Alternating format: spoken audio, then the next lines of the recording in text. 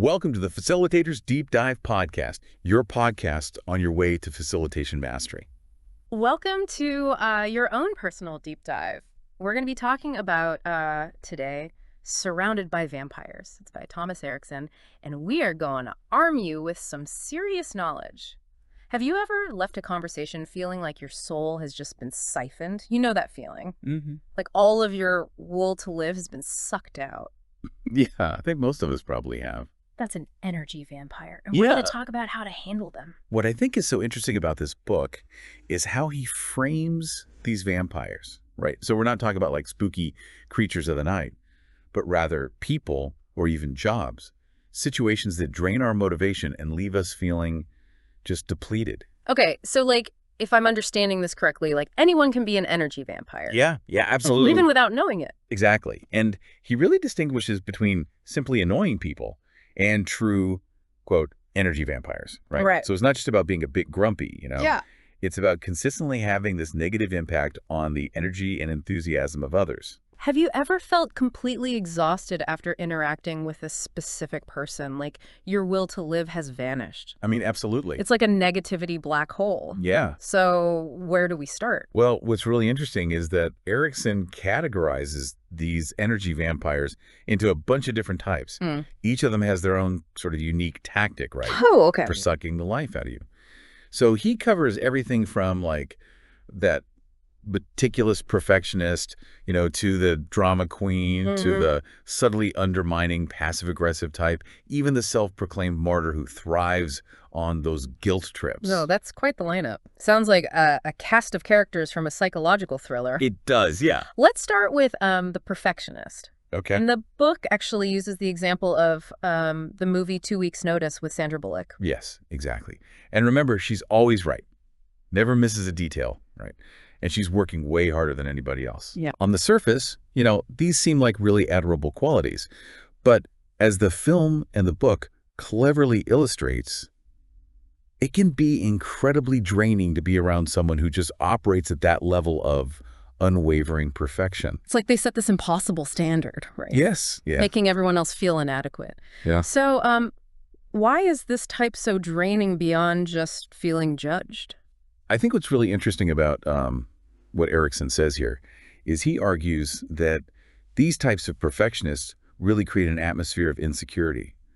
So they unintentionally undermine the confidence of other people. Okay. Because they're constantly pointing out flaws and imperfections. It's like like a plant trying to grow in the shade. Yeah, exactly. Exactly. It just can't thrive. You know, it's always being compared to the one that's out in the sun. So, yeah.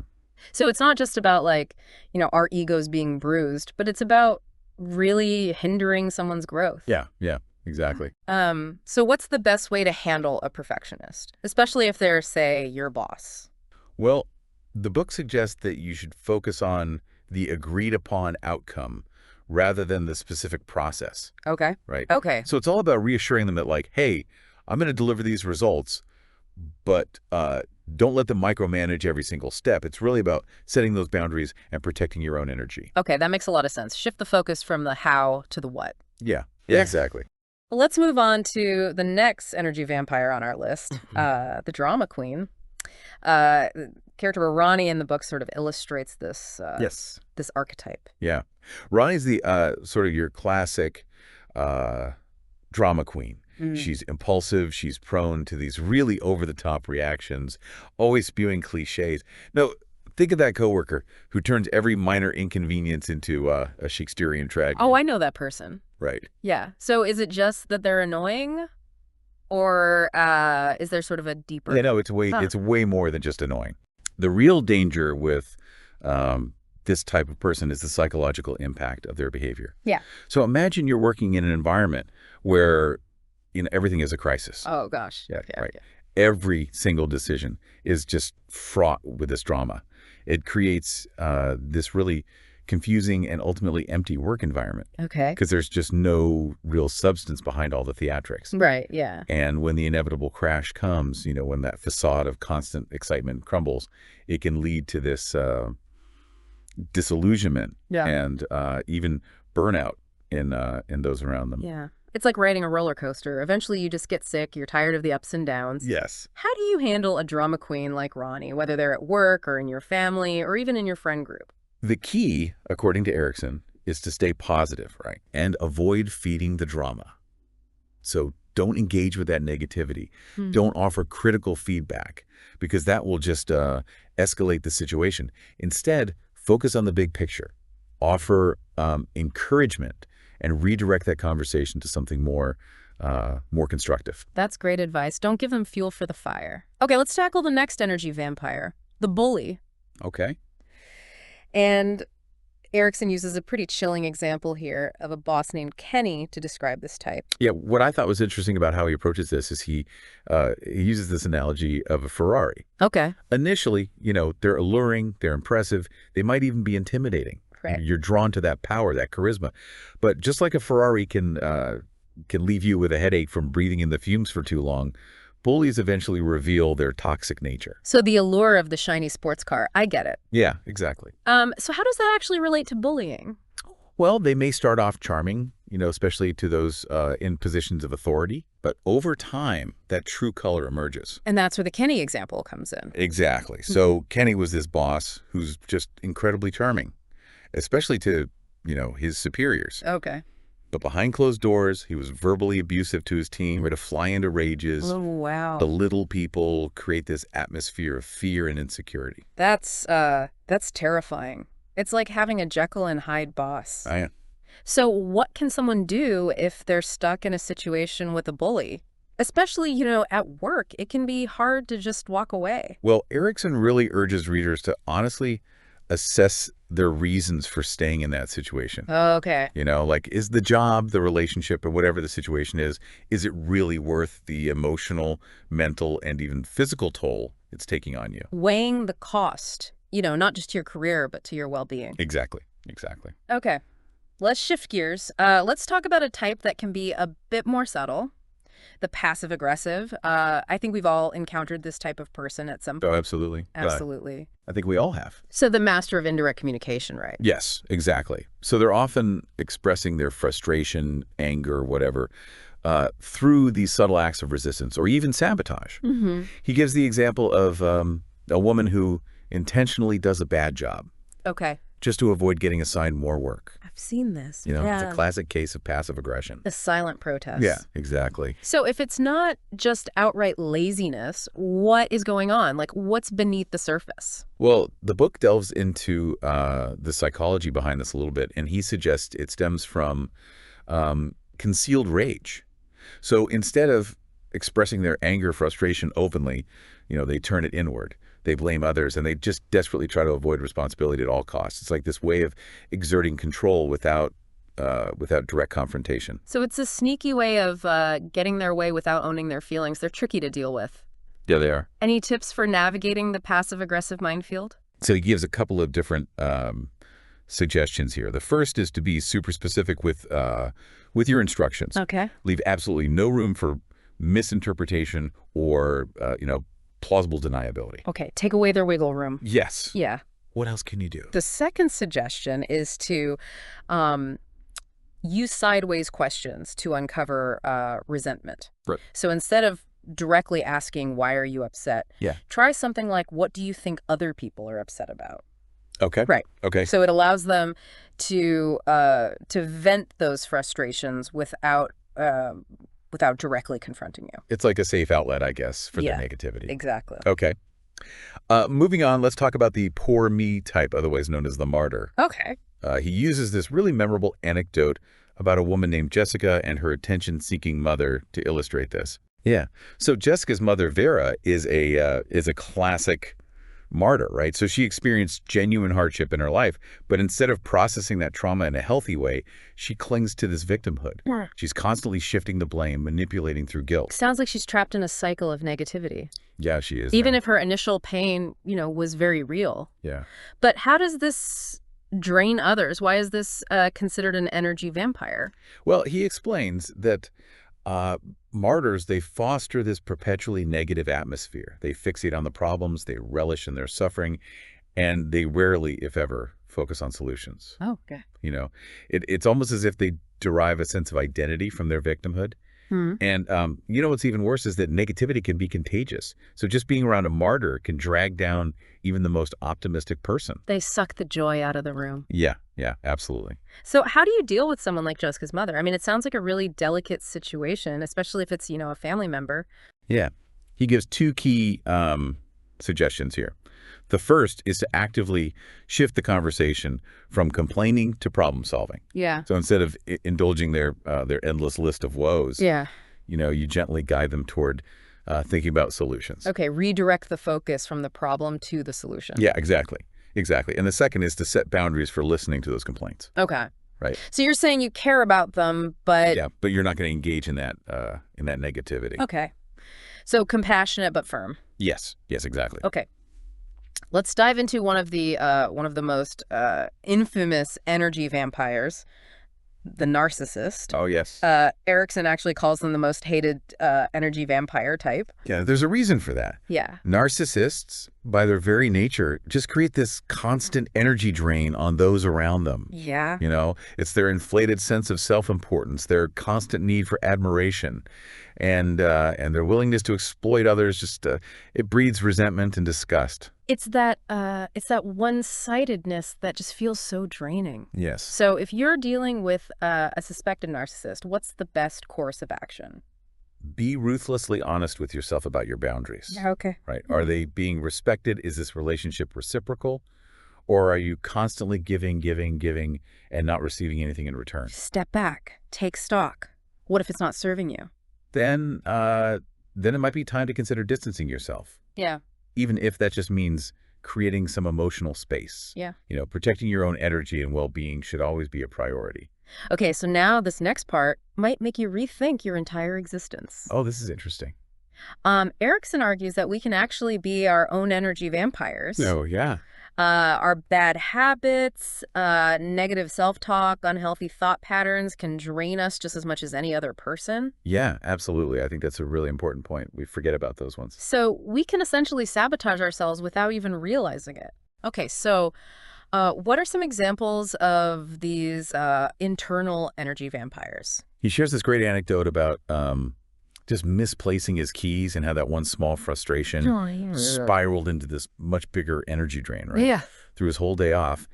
And it just highlights how those seemingly insignificant moments of negativity, they really accumulate and deplete our energy and our motivation over time. Oh, I totally get that, yeah. You have one thing go wrong and then it just spirals. It's like death by 1,000 paper cuts. So what's the antidote? How do we fight these internal energy vampires? Well, it starts with self-awareness. So he really stresses the importance of recognizing those personal energy drains. Mm-hmm. Are you constantly procrastinating? Are you glued to the news, absorbing all that negativity? Or are you spending hours just scrolling mindlessly through social media, comparing yourself to others? Okay. First step. Identify the culprit. Yes, exactly. Once you've identified those energy drains, you can start developing strategies to minimize their impact.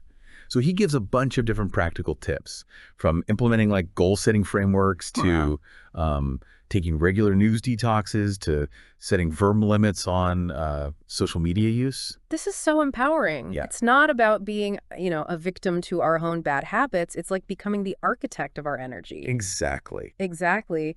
And, in order to sort of combat these bad habits, he draws on James Clear's Atomic Habits. Oh, great book. And it provides a framework for understanding how habits work, how they're formed, how they're maintained, and most importantly, how we can change them. Yeah. So how does Clear's framework actually apply to these internal energy vampires? Well, it all boils down to this 4-step process, right? Okay. So you have the cue, the craving, the response, and then the reward. And let me illustrate this with a really common example. So imagine you're walking past, your favorite coffee shop on your way to work. Yeah. Right. I can smell it now. Yeah, right. Yeah. The sight of the shop, the aroma of the coffee, that becomes your cue.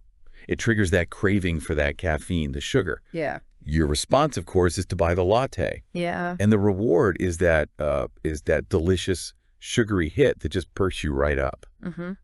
And over time, this loop just becomes automatic. It's ingrained in your brain.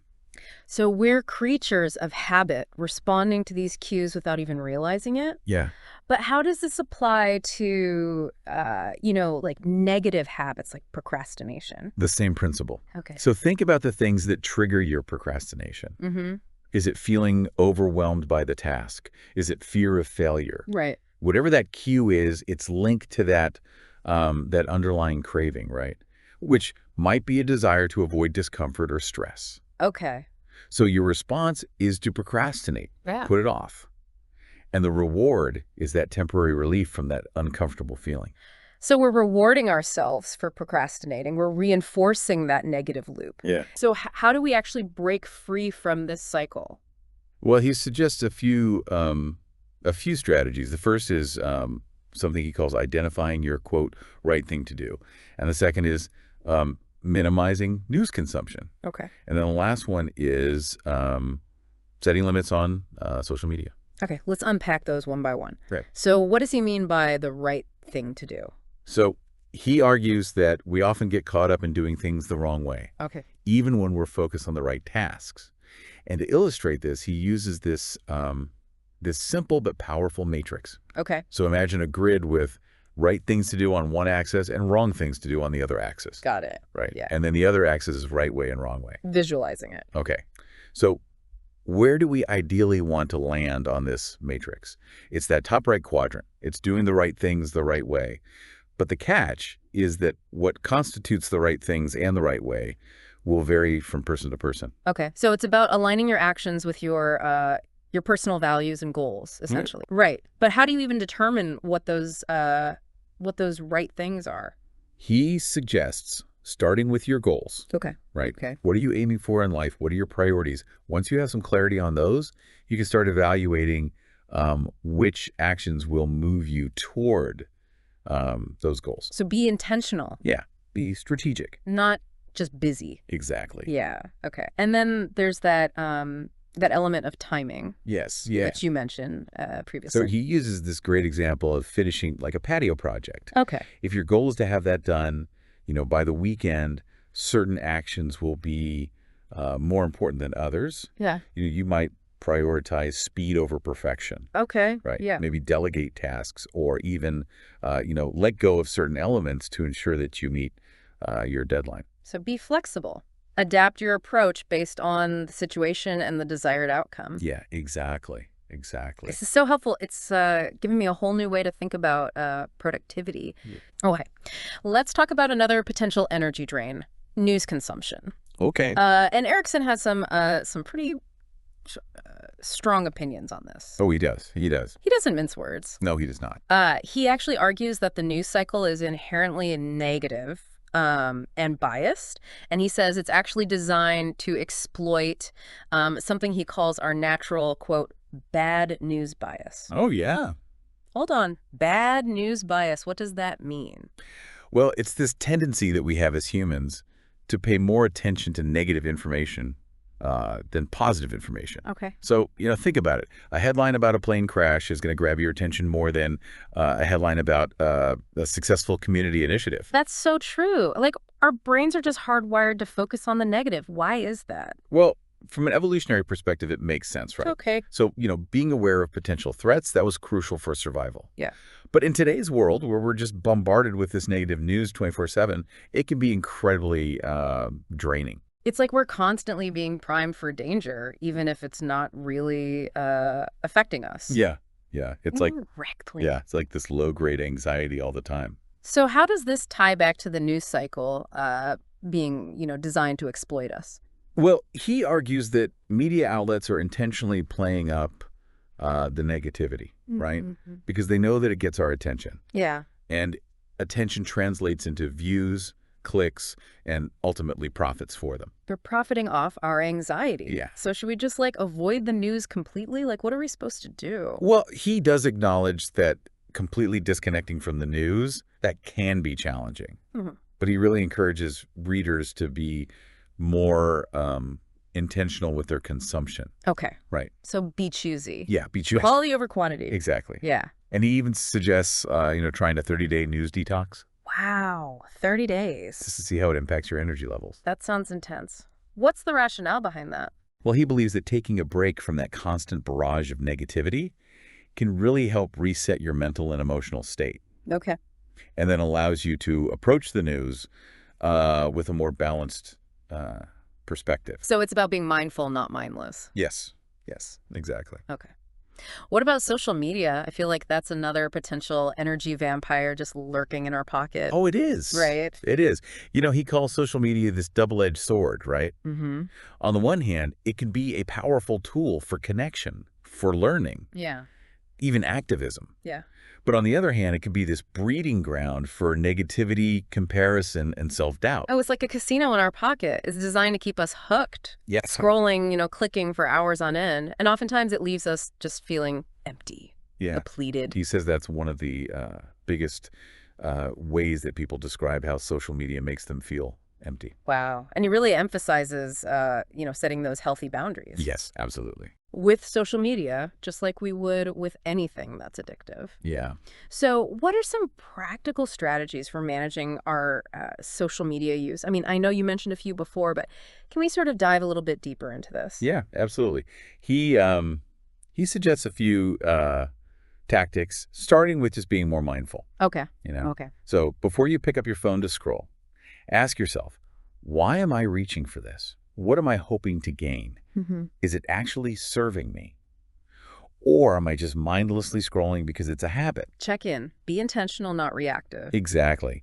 And if you find that social media is consistently draining your energy, Mm-hmm. he recommends taking a break, Yeah. even if it's just for a few days, just to see how it impacts your mood, your well-being. Okay. You might be surprised how much more energy you have when you're not constantly being bombarded with notifications. That's a good point. It's so easy to get sucked into that vortex of distraction. And he also gives some practical tips, for minimizing the negative impact of social media, even if you're not ready to take like a complete break. Things like unfollowing accounts that make you feel bad, setting time limits, and even turning off notifications. Yeah. Be proactive, not passive. Don't let, social media dictate how you spend your time and energy. Exactly. Mm-hmm. Exactly. Okay. We've covered news and social media, two major sources of energy drain in today's world. Yeah. But what about that internal vampire that plagues so many of us? Procrastination? Yeah. You mentioned earlier that Erikson actually draws on James Clear's Atomic Habits to offer some insight into this. Yeah. And he uses that 4-step model of habit formation, cue, craving, response, reward, Yeah. to explain, how procrastination takes root and becomes just a deeply ingrained pattern. Yeah. So we talked about the cycle before, Yeah. the latte example. Yeah. But how does it apply to procrastination? Well, think about those things that typically trigger your procrastination, right? Yep. So is it feeling overwhelmed by a task? Is it fear of failure? Yeah. Is it simply boredom? Whatever that trigger is, it's likely linked to that underlying craving, the desire to avoid discomfort or stress. So your response is to procrastinate, to put off the task. And your reward is that temporary relief from that uncomfortable feeling. So we're rewarding ourselves for procrastinating, Right. reinforcing that cycle. Yep. Oh my gosh. But it's that short-term relief that is just so seductive. It's hard to resist that temptation to just push things off. It is. So how do we break free from the cycle? Well, he talked about identifying those cues. Okay. Okay. The cues that trigger that procrastination. So it's feeling overwhelmed, feeling stressed, or even just bored. And then he encourages us to develop those alternative responses, Yeah. things that we can do instead of procrastinating. Okay, so have a plan. Yes, have a plan, a go-to strategy for when those urges hit. Okay, so what kind of alternative responses are we talking about? Well, it could be something as simple as breaking down that large task, right, into these smaller, more manageable chunks. Okay. It could be setting a timer for 15 minutes. Just do something. Yeah. To break the cycle. Yes, exactly. Just to get started. Yeah. He also talks about, reframing your perception of the task. So instead of seeing it as this burden or this threat, Okay. try to view it as an opportunity for growth. Okay. Shift your mindset. Focus on the positive aspect of the task rather than the negative. Exactly. What about the reward aspect of the loop? Well, he suggests finding ways to make those right actions, the things that we're putting off, more pleasurable. Okay. Right. Yeah. It could be something as simple as listening to your favorite music while you work, Hmm.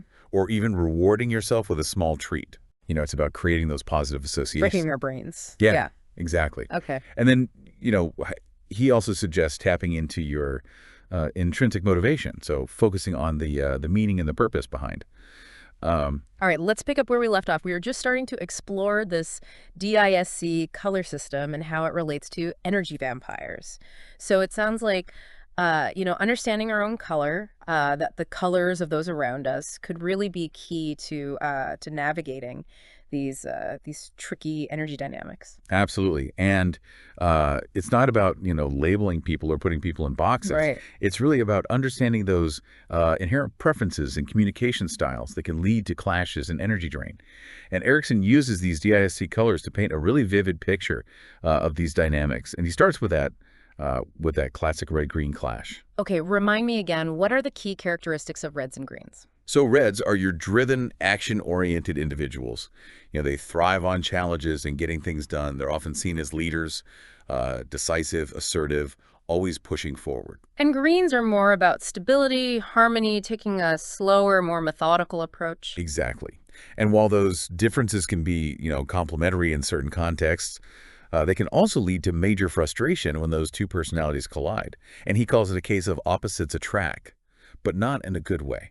He gives that example of a red partner trying to plan a surprise vacation for their green partner. Right. Right. So imagine a red individual full of excitement, books a last-minute trip for their green partner, thinking it's this romantic gesture. Right. But for a green person who thrives on predictability, routine, that kind of surprise can be incredibly stressful. I could see that backfiring. Oh, yeah. Yeah. Greens need time to process, to adjust, to change. A sudden trip might throw them completely off balance. Exactly. So instead of springing that surprise, he suggests that, reds dealing with greens take a more gradual approach. Slowly introduce that idea, build up to that reveal, give them time to adjust. Respect their need for predictability, ease them into the change rather than dropping a bomb on them. Yes, exactly. But that takes patience, which isn't always a red person's strong suit. That's the challenge. But that's where that self-awareness comes in. Right. Right. By understanding those fundamental differences, we can adjust our approach and avoid unintentionally draining others. Okay. And it's not just about reds adapting to greens. It's about greens understanding reds as well. So it's a two-way street, a dance of understanding and adaptation. Absolutely. Now, what about the yellow-blue dynamic? You mentioned that one can be even more prone to energy drain. Yes. So remember, your yellows are your outgoing, enthusiastic, big-picture thinkers. They really thrive on that interaction, on brainstorming, generating new ideas. While blues are more reserved, detail-oriented, analytical, they're the data-driven thinkers. Exactly. And this clash of styles can just be a recipe for miscommunication and frustration. Yeah.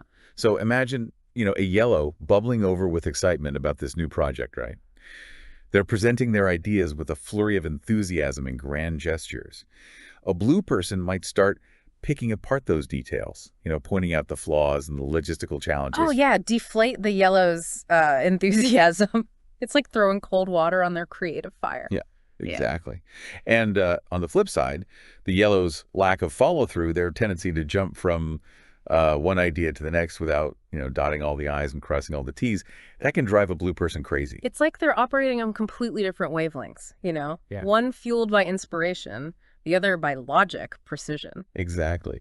So how do we navigate this yellow-blue minefield? Any tips? So he suggests that blues, when they're interacting with yellows, try to adjust their communication style, even if it's in these really subtle ways.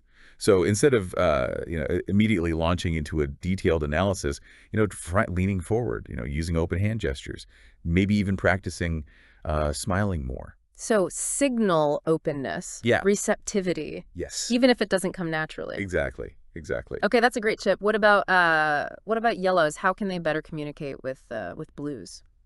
Well, he suggests that yellows try to, tone down those emotional outbursts and focus on presenting clear, rational arguments ideally supported by, written notes or data. Almost like they're presenting a formal case complete with evidence and supporting documentation. Yeah, exactly. Right. And he really emphasizes staying calm, Mhm. avoiding any hint of criticism, and being patient with the Blues' need for thoroughness. This DISC framework is so insightful. It's really giving me a new perspective on how to approach my interactions. Yeah, it's a really powerful tool for understanding those underlying dynamics that can make or break relationships, both personal and professional. Okay. So we've explored those external energy vampires, the people who drain us through their behavior, through their communication styles. Right. But Erikson also reminds us that we can be our own worst enemies when it comes to energy drain. Oh, absolutely. And he argues that a lot of our energy leaks actually stem from our own mindset and habits. Things that we do have control over, but oftentimes don't realize are affecting us. It's like having like a slow leak in your tire. Okay. You might not notice it at first, but eventually it's going to leave you flat. And he gives some really relatable examples of these internal energy vampires. Yeah. From misplaced keys to negative news overload to excessive social media use. Yeah, exactly. And those seemingly small things can really add up over time, chipping away at our energy and our motivation. Let's revisit the news. Right. So he really, he's very adamant about the negative impact of news consumption. Okay. He argues that it's designed to exploit our bad news bias, that tendency that we have to focus on the negative. Right. Right. So we talked about, how those media outlets intentionally play up the negativity because they know it'll get our attention. But he goes even further and argues that this constant exposure can actually have real consequences for our mental and emotional well-being. Yeah, absolutely. Like Yeah. we're constantly, marinating in fear and anxiety, even if those threats aren't directly affecting us. And he points out that studies have shown a direct correlation between news consumption and increased levels of stress, anxiety, even depression. So it's not just a matter of, feeling down. It can impact your health. Yeah, for sure. So should we all become hermits? Like, Yeah. should we just completely disconnect from the world? Well, he acknowledges that completely unplugging from the news is pretty unrealistic for most people. But, he encourages readers to be more discerning about their consumption. So he suggests, setting limits on how much news you consume, choosing reputable sources, and really focusing on stories that are relevant to your life and your community. So be selective, not passive. Exactly. And he suggests maybe even trying a news detox, even for just a day or two. Yeah. Just to see the impact. Yeah, just to see how it impacts your mood. I may have to give that a try. Yeah, give it a shot. Now, what about social media? I think we can all relate to the energy drain of endless scrolling and comparing ourselves to others. Oh, yeah, absolutely. Yeah. He calls social media this double-edged sword. Yeah. On the one hand, it can be a powerful tool for connection, for learning, even activism. Mm-hmm. But on the other hand, it can be this breeding ground for negativity, comparison, and self-doubt. It's designed to keep us, hooked, strolling and clicking for hours on end. Yeah, you did. And it oftentimes leaves us feeling empty and depleted. Exactly. And he emphasizes setting healthy boundaries. Yes. With social media. Yes, absolutely. So, what are some practical strategies for managing our social media use? I mean, I know you mentioned a few before, but can we dive a little bit deeper? Yeah, absolutely. So, he offers a range of tactics here. Yeah. And it really starts with just being more mindful. Okay. Right. So before you pick up your phone to scroll, ask yourself, why am I reaching for this? Yeah. What am I hoping to gain? Is this actually, serving me, or am I just mindlessly scrolling out of habit? Check in. Be intentional, not reactive. Exactly. And if you find that that social media is consistently draining your energy, he recommends taking a break, even if it's just for a few days, just to see how it how it impacts your mood and well-being. You might be surprised at how much more energy and focus you have when you're not constantly being bombarded with notifications and updates. It's so easy to get sucked into that that vortex of digital distraction. It is. Without even realizing it. Yeah, and he also gives some practical tips for minimizing that negative impact. even if you're not ready to take a complete break. So things like unfollowing accounts that make you feel bad about yourself, setting time limits for scrolling, turning off those notifications. Okay, so take control of your digital environment. Exactly. Yes, Exactly. yeah. Create a more positive space. Yes, absolutely. And he emphasizes remembering that that social media is just a tool. Right. And like any tool, it can be used for good or bad. It's up to us. Yeah. Okay, so we've covered news and social media, two major sources of energy drain in today's world. Yeah. But what about that internal energy vampire that plagues so many of us? Procrastination. You mentioned previously that Erikson draws on James Clear's Atomic Habits to offer some insight. Oh, yeah. Great book. And he uses that four-step model of habit formation. Yeah. Cue, craving, response, reward, to explain how procrastination takes root and becomes this deeply ingrained pattern. Yeah. Yeah. So we talked about the cycle before with the latte example, but how does it actually apply to procrastination? Well, think about those things that typically trigger your procrastination. Okay. Right? Is it feeling overwhelmed by the task at hand? Yeah. If you're a failure, is it simply boredom? Whatever that trigger is, it's likely linked to that underlying craving. Maybe it's the desire to avoid discomfort or stress. So your response is to procrastinate, to put it off. And the reward is that temporary relief from that uncomfortable feeling. Oh, gosh. So we're rewarding ourselves for procrastinating, Yeah. reinforcing that cycle. Yeah. But it's that short-term relief that's just so seductive. Yeah, it is. It is. It's hard to resist that temptation to just push things off. So how do we break free from this, self-sabotaging cycle? Well, he suggests a multi-pronged approach. Okay. The first is identifying those cues that trigger your procrastination. And once you're aware of them, you can start to develop those alternative responses. So have a plan. Yeah, have a plan. Have that go-to strategy. Yes. Okay. So what kind of alternative responses are we talking about? Well, it could be something as simple as breaking down that large task into smaller, more manageable chunks. Right. Or it could be setting a timer for, 15 minutes and committing to working on the task, even if you don't feel like it. The key is to just get started, to overcome that initial inertia. Take action, even if it's imperfect action. Yeah, yeah. Just do something. Yeah. And he also talks about reframing your perception of the task. So instead of seeing it as a burden or a threat, try to view it as an opportunity for growth or a chance to challenge yourself. Yeah, and that goes back to remembering those goals, right? Yeah. And why you're doing what you're doing. Right. So shift your mindset. Focus on the positive aspects of the task rather than negative. Exactly. What about the reward aspect of that? Of that loop? How do we use that to our advantage? He suggests finding ways to make those right actions, the things that we're putting off, more pleasurable. It could be something as simple as listening to your favorite music while you work, or even rewarding yourself with a small treat. Okay. It's about creating those positive associations. It's hacking our brains. Yeah. Yeah, exactly. And he even suggests tapping into your intrinsic motivation, so focusing on the meaning and the purpose behind the task. So not just the external rewards, but the deeper why. Yeah, exactly. That's a really powerful concept. It is, and it brings us back to that core message of self-awareness. Right. Right. Yeah. So the more we understand about our own motivations, our triggers, our reward systems, the better equipped we are to really manage our energy and create a more fulfilling and productive life. This has been such an eye-opening conversation. I feel like I have a whole new set of tools for understanding and managing those energy vampires, both internal and external.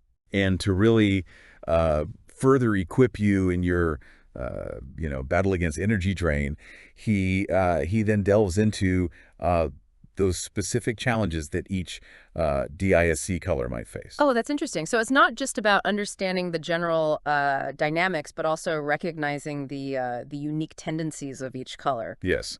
So for reds, he talks about their tendency to be overly dominant, Okay. and how that can create conflict and really drain the energy of those around them. So my way or the highway attitude. Yeah, exactly. Yeah. Their drive, their determination, it's admirable, but if they're not careful, they can just bulldoze over others, Yeah. leaving them feeling unheard and undervalued. Sucking the air out of the room. Yeah, exactly.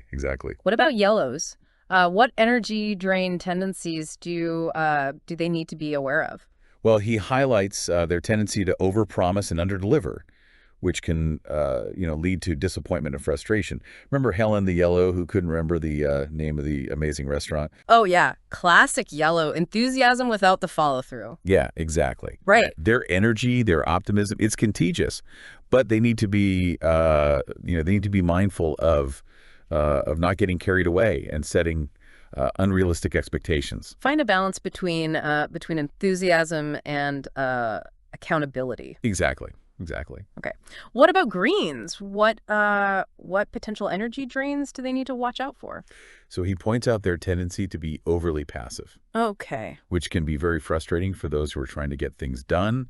Their desire for harmony, their avoidance of conflict can sometimes lead to inaction and missed opportunities. So the go with the flow attitude can sometimes come across as unmotivated or even lazy. Yeah, absolutely. Right. And they really, they need to be careful not to let that desire for peace keep them from speaking up, advocating for themselves, or even advocating for what they believe in. Find that balance between harmony and assertiveness. Yeah, exactly. Okay, last but not least, what about blues? What energy drain tendencies do they need to be mindful of?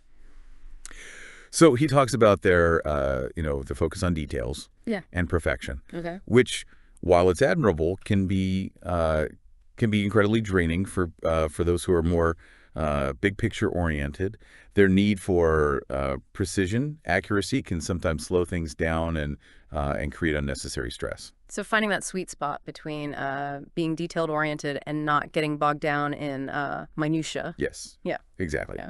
They really they need to learn to let go of that need for absolute perfection. Okay. And really embrace that 80-20 rule, focusing on the things that truly matter. This is so helpful. I feel like I'm finally starting to understand these nuances that have been playing out in my relationships for years. Mm-hmm. Yeah, it's all about awareness and and understanding. The more we know about these underlying dynamics, the better equipped we are to navigate them effectively. But Erikson doesn't stop there. Okay. He also delves into those specific challenges that each DISC color might face when it comes to energy drain, and this goes beyond those general tendencies that we've just been talking about. Oh, that's fascinating. Can you give me some examples? Yeah, so for Reds, he talks about their tendency to be overly focused on results, Okay. which can lead to burnout and frustration when things don't go according to plan. So that relentless drive for achievement can backfire. Exactly. They need to learn to pace themselves, to delegate when necessary, and celebrate those successes along the way. So balance between ambition and self-care. Yeah. Okay. What about yellows? What unique energy drain challenges do they face? Well, he talks about their tendency to be scattered and easily distracted, which can lead to overwhelm and, a feeling of never getting anything done. Oh, yeah. Their minds are always just buzzing. Yeah, they are. It's hard to focus on one thing. Exactly. And they really, they really need to develop those strategies for prioritizing tasks, setting those, boundaries around those distractions, and even learning to say no when necessary. So harness the energy, but channel it in a more productive direction. Yeah, absolutely. Okay. What about greens? What unique energy drain challenges do they need to be aware of? He talks about their tendency to avoid conflict, Okay. which can lead to resentment and feeling like they're being taken advantage of. Their desire for harmony can sometimes come at the expense of their own needs. To find that balance between being agreeable and standing up for yourself. Yeah, yeah, exactly. And they need to learn to set those healthy boundaries, communicate their needs more assertively, Mm. and even recognize that, that conflict isn't always a bad thing. Sometimes it's necessary to have those difficult conversations in order to create a more equitable and harmonious dynamic. Conflict isn't always a bad thing. No, no, it's not. Okay. Last but not least, what about blues? What unique energy drain challenges do they face? He talks about their tendency to overthink and overanalyze, Okay. which can lead to paralysis. A feeling of just being stuck. Their need for precision, accuracy can sometimes prevent them from taking action and moving forward. Finding that balance between thinking and doing. Yeah, exactly. They need to learn to trust their intuition, embrace imperfection, and recognize that sometimes good enough is actually good enough.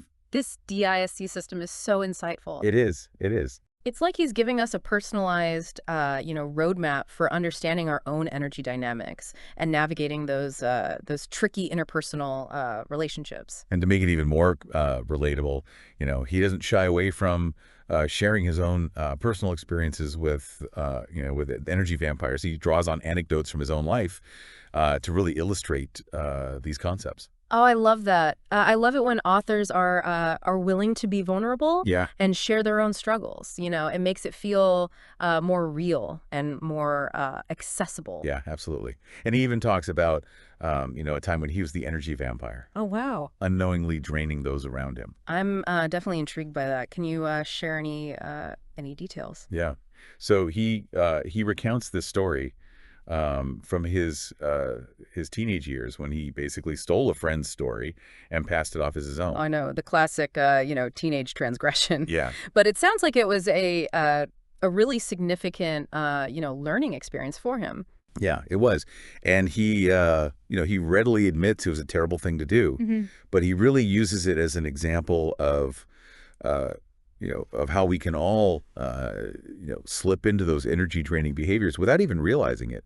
Sometimes it's our insecurities, our need for, validation, or even just our lack of awareness that leads us to act in ways that harm others. That's a powerful lesson. Yeah, it is. So it's a reminder that we can all be energy vampires, even with the best of intentions. Absolutely. And he really uses that story to highlight that importance of self-awareness, of constantly checking in with ourselves and asking, how am I impacting those around me? Hmm. Am I contributing to their energy, or am I draining it?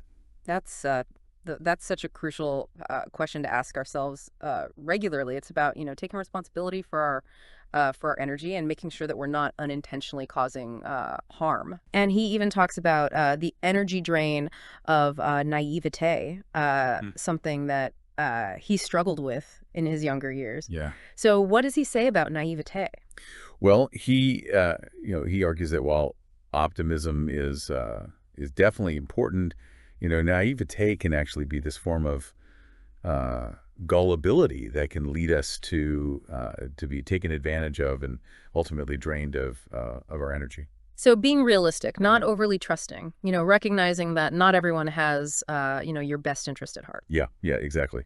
And he uses examples from his early career in banking, where his naivete about office politics, the motivations of others, led him to be exploited, mistreated by his colleagues. So you're saying that a little bit of, a healthy dose of skepticism can actually be protective, Yeah, I think so. especially in certain environments. Absolutely, Yeah. absolutely. And he even applies that to goal setting, right? So he cautions against being overly optimistic and failing to account for those inevitable challenges that are going to arise. So dream big, but be realistic Yeah, yeah, exactly. about the path, that there will be obstacles. Yeah, and he even cautions against being naive about the support that we'll receive from others. Yeah, he acknowledges that not everyone will be genuinely happy for our successes. That's a tough truth, but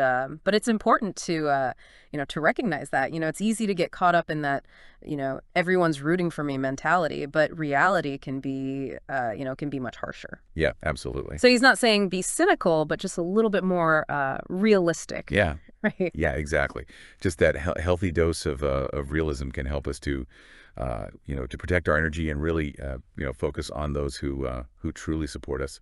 This is so insightful. It's like he's giving us permission to be discerning, to choose our relationships uh, wisely. Absolutely. And ultimately, I think that's what this book is all about, right? Yeah. It's about empowering us to really take control of our energy and create a more fulfilling and energized life. It's not about blaming others. It's about recognizing those patterns that drain us, and then taking action to change them. Shift from victim mentality to a creator mentality. Yep. So we actually have agency in how we experience, the world, how Exactly. we interact with others. And he ends this section with this really powerful message of hope. Okay. He reminds us that we always have a choice, Okay. and how we respond to these energy vampires. That's okay. We're back for the final part of our deep dive into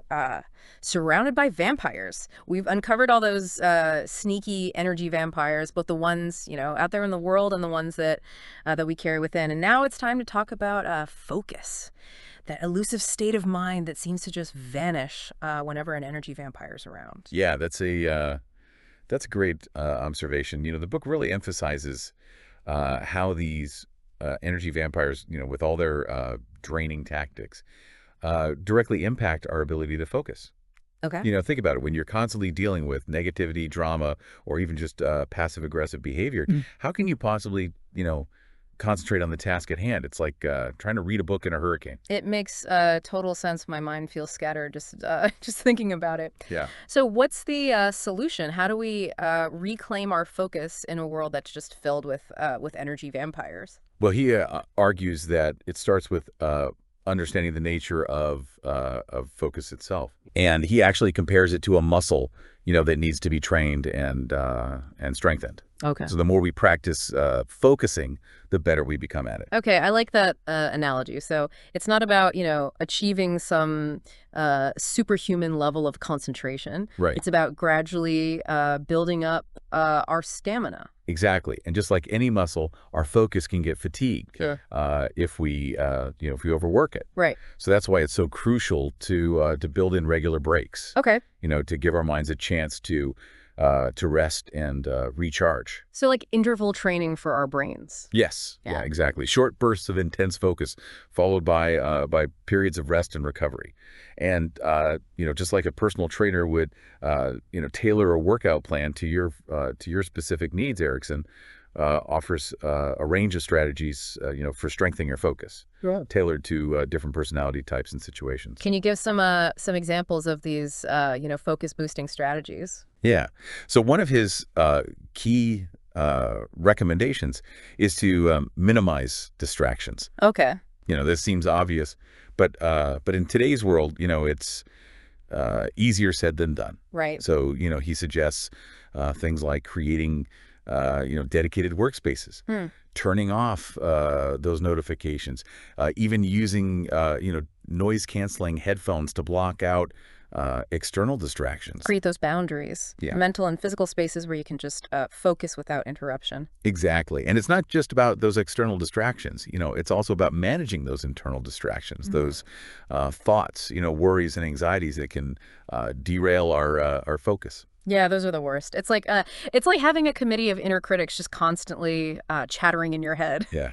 Yeah. It's, it can be hard to quiet those voices. How do we, quiet those mental distractions? Well, he suggests a few different techniques here, including mindfulness, meditation, journaling, even just taking a few deep breaths to center yourself. It's really about recognizing those distracting thoughts, acknowledging them without judgment, and then gently redirecting your attention back to the task at hand. Train your brain to be more disciplined, to stay on track, even when those distractions pop up. Yeah, and he emphasizes the importance of aligning your actions with your goals. Okay. Like, Okay. if you're not truly invested in in what you're doing, it's gonna be that much harder to focus. Yeah, that makes sense. If you're working on something that feels, meaningless, uninspiring, your mind is going to wander. Absolutely. Yeah. So it's about it's about finding that alignment, that sense of purpose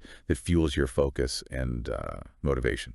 That deeper why that drives your actions. Now, we talked about before, those internal energy vampires, things like procrastination, negative self-talk. Right. How do those relate to focus? Well, they're essentially focus saboteurs. Hmm. Procrastination, for example, is like the ultimate enemy of focus. Oh.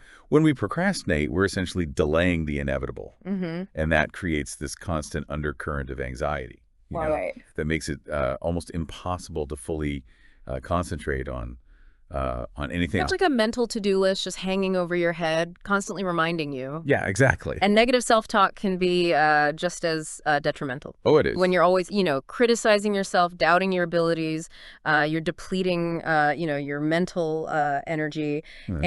and you're undermining your ability to focus. Absolutely. It's like having a bully in your own head, constantly putting you down. Yeah. So how do we, combat these focus saboteurs? Well, he suggests a few different strategies.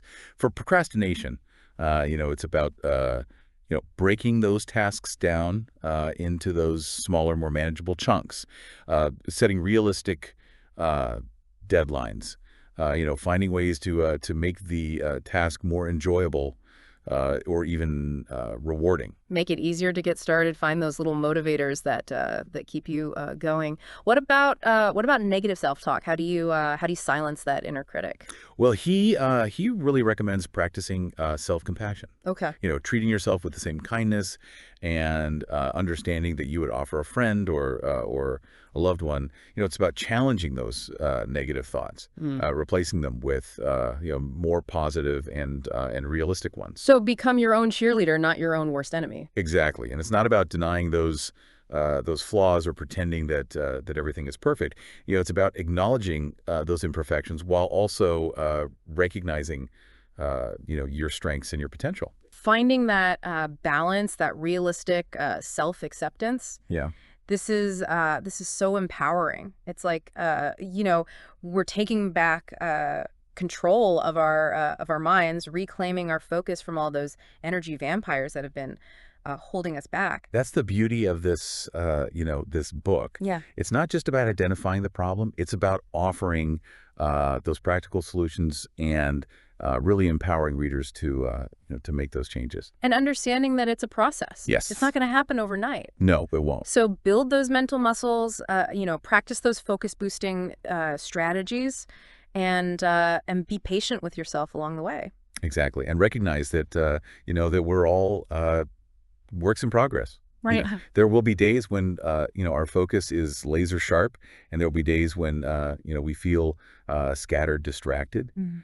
The key is to not beat ourselves up when we fall short, but to simply acknowledge it, learn from it, and keep moving forward. This has been such a valuable exploration. I feel like I have a whole new understanding of how to manage my energy, navigate those tricky interpersonal dynamics, and most importantly, reclaim my focus in a world that is just filled with distractions and energy vampires. And to wrap up this this deep dive, Erikson offers one final piece of advice.